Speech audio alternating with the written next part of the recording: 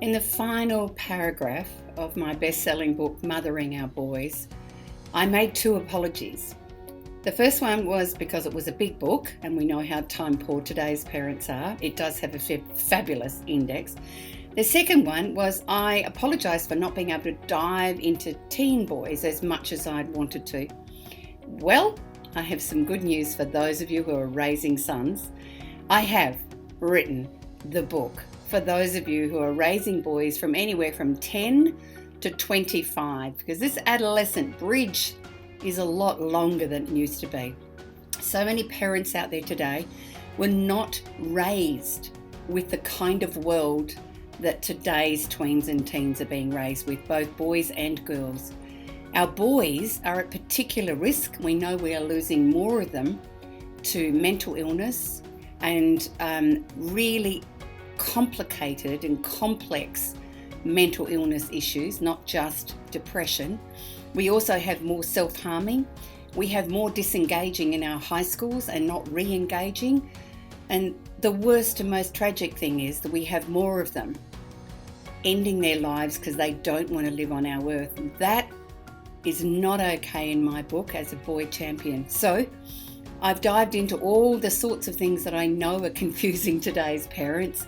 And yes, I will dive into the biggie that is, too much use of technology.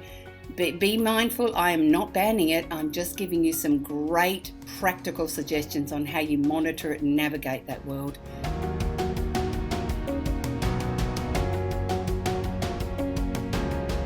Other really big concerns is the hot topics are all in there. We don't want to raise any beautiful boy to be a creep or a sexual predator.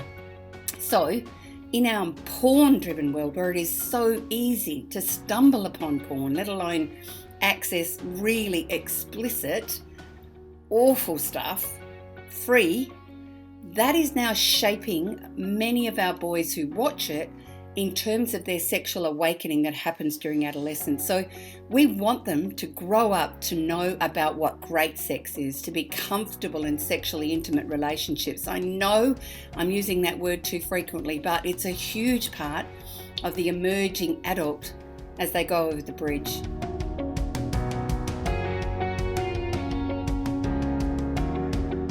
My biggest challenge to everybody out there is it's not just mums and dads who help raise our teens and tweens, it's our collective, and we have to call that back into being. So many of our boys tell me they don't need to ask mum and dad anything, they just Google. Now we know that's not a great place to get all your information, and if they're getting incorrect information, they believe it, and of course mum and dad don't know what they're talking about sometimes. So that is why I explore deeply how we need lighthouse figures, significant adult allies in their lives, and how we can all step up and be those.